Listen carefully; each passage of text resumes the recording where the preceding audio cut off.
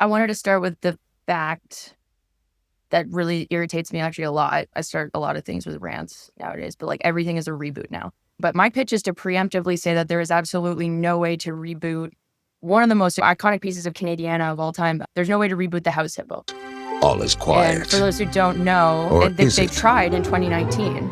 The North American And house hippo the is found horrors are throughout so far Canada and beyond the what eastern United anyone States. in the 90s could have even House envisioned. hippos are very that timid I don't creatures even know and how are you rarely reboot this seen. thing. The House Hippo But they would featured in these defend their public service territory announcements if that if you provoked. grew up in Canada They in come the out at 90s night and to 2000s, search for you saw a food, million water, interviews. and materials There's this for their nonprofit nests. concerned children's The favorite advertisers. foods of the house And they made this hippo in a lot are of other different chips, ads, raisins, and and the crumbs from the peanut butter thing that on they did toast. that was really cool was They that built they their put nests a in lot of bedroom effort into closets, making this look using real lost for mittens, 1999. dryer And lids. it looks like a Hinterland Who's Who, which is another Canadian staple, about the house hippo. And there's these tiny hippos, and they're pests, and they hide in your cupboards, and they crap in your pet's water bowl when you're sleeping. They're wreaking havoc at night, and they're just hard to spot. And it holds up. And then at the end of the ad, they go like, haha, I got you. What they actually said, quote, but you knew it couldn't be true, didn't you? That's why it's good to think about what you're watching on TV and ask questions, kind of like how you just did. A message from concerned children's advertisers. And we all went like, I mean, when I was a kid, I was like, oh my God, I want one. Because I was not listening to the voiceover at the end, obviously. But it was like actively warning us about, by doing it themselves, was showing that like someone else might use this cool new technology that's coming out to trick you into thinking something that isn't true. And they may have a very specific purpose for wanting you to believe something. But I don't think anyone in 1999 could have known how unbelievably bad things were going to get. Like, how do you explain to this kid that the TV is going to become a supercomputer that lives in your pocket? And if you want to participate in most of society, you actually have to use it, including getting an education.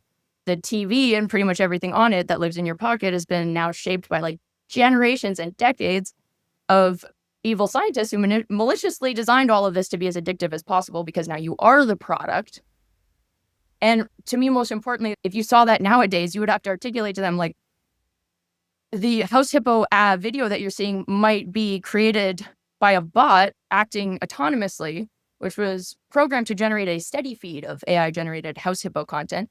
Not because the goal is like to trick you into thinking that's real anymore, but because the goal is to get you to follow that Twitter account. And if you follow it and like and retweet those House Hippo videos, your algorithm is going to learn that you like content from this user, and it'll send you more content from them, often higher in your feed. When that account hits 10,000 followers, it's going to be untraceably sold to a mysterious right-wing organization, possibly funded by a malicious government actor intending to like sow division in the West. That literally happens a lot. But who knows? They use crypto, can't tell. And the account's new owners are slowly going to start replacing House Hippo content with red pill incel content, which you will interact with first out of confusion. And then the algorithm will think that your confusion is actually genuine interest, and it'll show you more and more and more until it's everywhere. And this is no longer a matter of, okay, let's turn off the TV, or just let's think critically, because of course a House Hippo can't be that size. It is like a powder keg, and it preys on you. Now, the more desperate you are for community and connection, the more that these actors are going to seek you out and find you. And now your feed is full of right-wing neo-Nazi memes, and you're a threat to the public. That's now what the threat of the House Hippo is. I say all this to introduce the two people that we have with us, who on a much higher and more complicated level have been trying to crack this nut for a very long time, of how you prepare people for this environment. How do we reboot? How do you remake the House Hippo and teach people how to be critical of the media when it got so out of hand so far? We're so far gone. So I'm here, though, with two people, Nina We're Verishagen going to help and us through this. Nina Verishagen and Diane Zerr. Yeah. Nina, can I get a hell yeah? Hi, hell yeah. Nice. And Diane? Hello. Hi.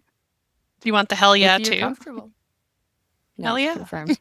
Awesome. So you guys have both dedicated your lives to the study of information. That's what librarians do.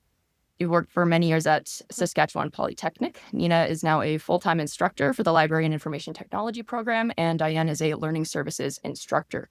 And you've both had long careers essentially in the House Hippo industry, which is a really stupid way to say that they've been spending years trying to teach people media literacy, or trying to teach people the skills that they actually need, figure out how to find high-quality information and how to identify false information.